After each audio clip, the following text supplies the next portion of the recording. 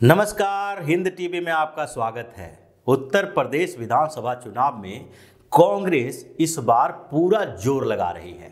कांग्रेस ने एक नई रणनीति बनाई है और प्रियंका गांधी यूपी के मैदान में उतरी हुई हैं।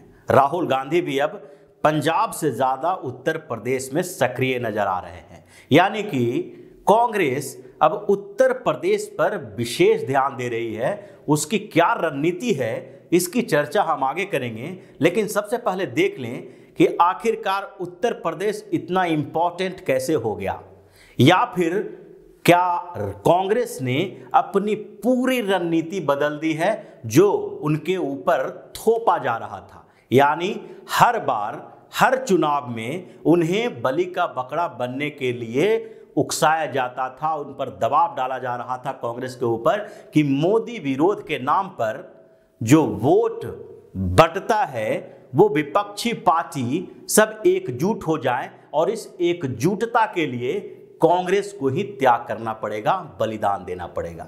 क्या कांग्रेस उस रणनीति से बाहर निकल रही है? ये सारी स्थितियां अभी उत्तर प्रदेश विधानसभा चुनाव में दिखाई पड़ रही है, क्योंकि प्रियंका गांधी पिछले 2 साल से वहां सक्रिय हैं और उनकी सक्रियता धीरे धीरे बढ़ रही है। और अब तो यहां तक हो गया कि जब कांग्रेस घोषणा पत्र जारी कर रही थी तो उस समय कुछ पत्रकारों ने यह सवाल किया कि कांग्रेस का इस चुनाव में चेहरा कौन होगा, तो प्रियंका गांधी ने अपनी ओर इशारा भी दे दिया। उन्होंने कहा कि हर जगह पर प्रियंका अगर दिखती है तो यूपी चुनाव में कांग्रेस का चेहरा कौन हो सकता है। यानी प्रियंका गांधी ही यूपी चुनाव में कांग्रेस का चेहरा है।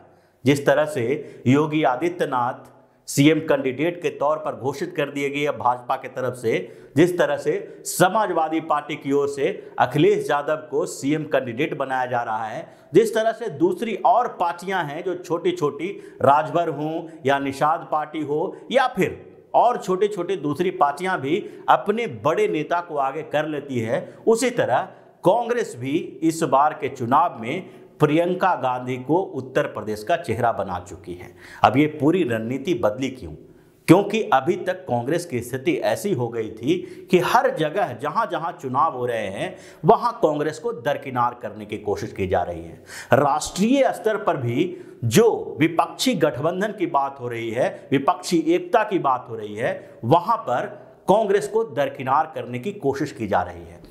हर रीजनल नेता अपनी महत्वाकांक्षा इतना बढ़ा चुका है कि सब लोग प्रधानमंत्री के दावेदार बनने लगे हैं विपक्षी पार्टियों की तरफ से। एक तरफ ममता बनर्जी हर जगह मीटिंग कर रही है और विपक्षी पार्टियों की एकता की बात कर रही हैं, तो दूसरी तरफ शरद पवार भी प्रधानमंत्री के दावेदार बताए जा रहे हैं। यहां तक कि राजद की बात अगर देखें तो वो भी एक अलग मोर्चा की तरफ बढ़ रहे हैं। राजद नेता तेजस्वी यादव पिछले दिनों के चंद्रशेखर राव से मुलाकात करने के लिए गए। तेलंगाना के सीएम के चंद्रशेखर राव और तेजस्वी यादव के बीच बातचीत हुई और इन लोगों ने भी एक नया मोर्चा बनाने की बात की, जिसमें एक कांग्रेस से अलग एक फ्रंट होगा जो विरोधी पार्टियों, विपक्षी पार्टियों की एकता को कहीं ना कहीं प्रदर्शित करेगा।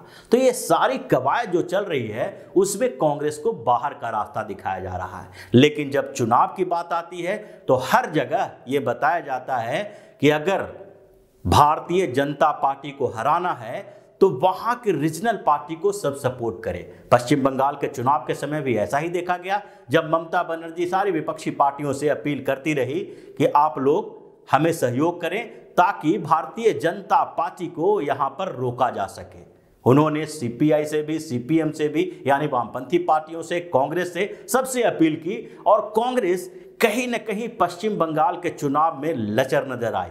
उन्होंने अपना प्रचार अभियान उतना तेज नहीं किया और ये देखने के लिए बैठी रही कि पश्चिम बंगाल में भारतीय जनता पार्टी को हराने वाली ताकत ममता बनर्जी है, तो ममता बनर्जी को जीतने दो। लेकिन उसका परिणाम यही हुआ कि ममता बनर्जी ने कांग्रेस के किले में सेंध लगाना शुरू कर दिया। पूरे नॉर्थ ईस्ट में कई कांग्रेसी नेता टीएमसी में शामिल हुए, त्रिपुरा के नेता टीएमसी में शामिल हुए, यहां तक कि गोवा में जब वो चुनाव लड़ने गई तो वहां भी कांग्रेस के नेताओं को अपनी पार्टी में शामिल किया।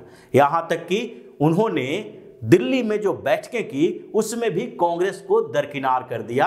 यानी अब उन्होंने ये घोषणा कर दी कि विपक्षी पार्टियों को ये समझना पड़ेगा कि भारतीय जनता पार्टी को हराने के लिए जो गठबंधन बनेगी उसका चेहरा कौन हो सकता है, जिसमें कांग्रेस के लिए कोई जगह नहीं थी। इसी तरह शरद पवार भी कर रहे हैं, इसी तरह बिहार में राजद भी कर रही है, और यही स्थिति उत्तर प्रदेश में जो दो बड़ी रीजनल पार्टी है बसपा और सपा, ये दोनों भी कांग्रेस को पूरी तरह से दरकिनार कर रही है। और ऐसी स्थिति में कांग्रेस को ये लगने लगा है कि अगर भारतीय जनता पार्टी और मोदी के विरोध के नाम पर हमेशा बलिदान करते रहें तो धीरे धीरे कांग्रेस की स्थिति रीजनल पार्टियों से भी कमजोर हो जाएगी, जैसा कि हर स्टेट में बताया जा रहा है। और इसी रणनीति को बदलने के लिए कांग्रेस ने उत्तर प्रदेश विधानसभा चुनाव की तैयारी पहले से शुरू कर दी, और अब प्रियंका गांधी पूरा जोर लगा रही हैं कि प्रदेश में कम से कम कांग्रेस का आधार पहले से बेहतर हो। क्योंकि अगर उत्तर प्रदेश में कांग्रेस की स्थिति देखें तो साफ पता चलता है कि धीरे धीरे भाजपा के आने और रीजनल पार्टियों के साथ कंप्रोमाइज करने से कांग्रेस कमजोर होती गई है। 2007 के विधानसभा चुनाव में जहां कांग्रेस 22 सीटें लाई थी, वहीं 2012 के विधानसभा चुनाव में जब कांग्रेस ने राज बब्बर को अपनी पार्टी का चेहरा बनाया तो वैसे स्थिति में उसकी सीटें भी 28 हो गई और वोट परसेंटेज भी 2-3% बढ़ गए। लेकिन जब 2017 के विधानसभा चुनाव में अखिलेश यादव की सपा के साथ कांग्रेस ने गठबंधन किया तो दोनों ही स्तर पर कांग्रेस को मात खानी पड़ी।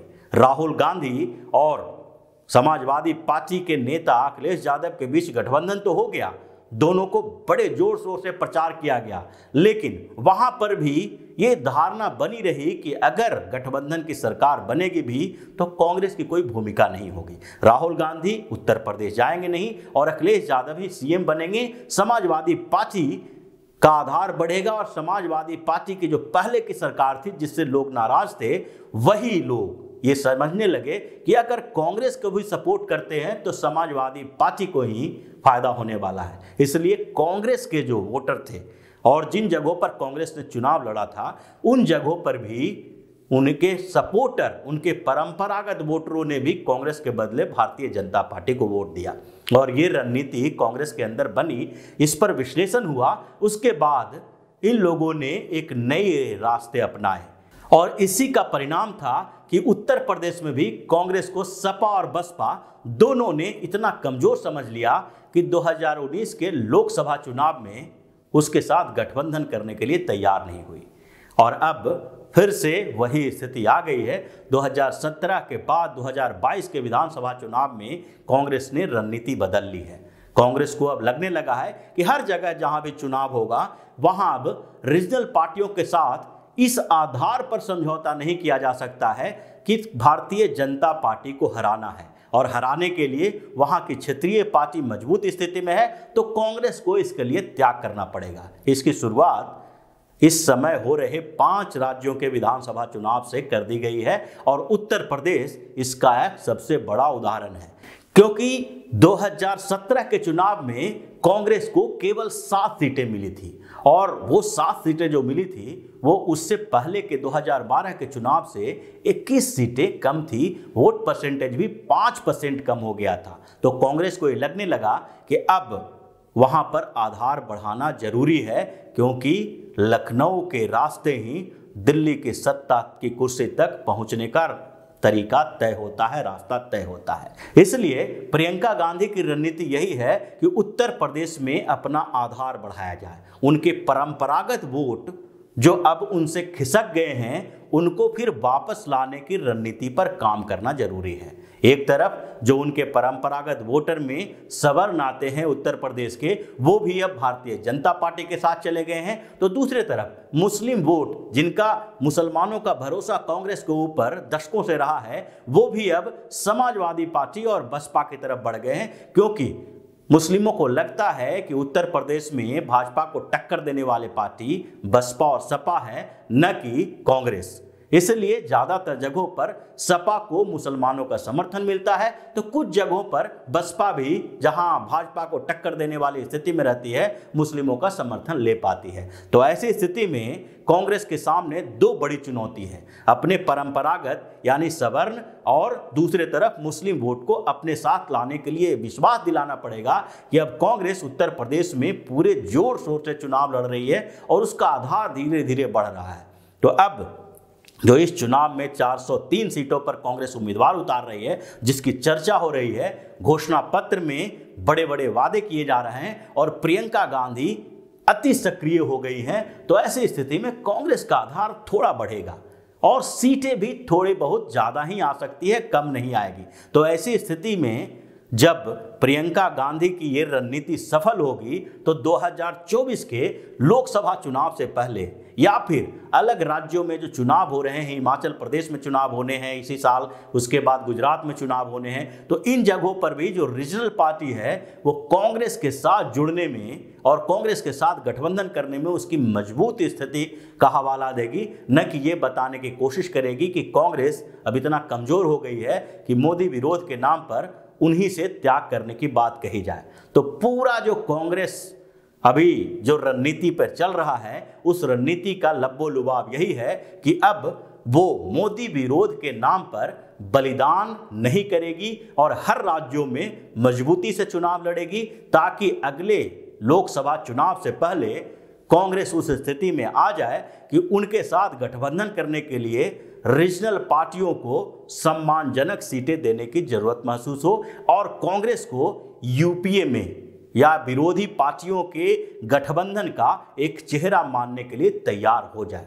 तो इसी तरह की खबरों के साथ फिर से हाजिर होंगे, तब तक के लिए बने रहिए हमारे साथ और देते रहिए हमें सहयोग, ताकि इसी तरह की खबर हम आपके लिए लाते रहें। धन्यवाद। अगर आपको हमारा वीडियो पसंद आया हो तो इसे लाइक करें, इस चैनल को सब्सक्राइब करें और हाँ, बेल आइकन भी दबाएं ताकि आप तक हमारे वीडियो की नोटिफिकेशन पहुंचते रहें। हमसे जुड़े रहने के लिए अपने सुझाव हमें कमेंट बॉक्स में देते रहें। हमें आपके सुझाव का इंतजार रहेगा। हमारे साथ जुड़ने के लिए धन्यवाद।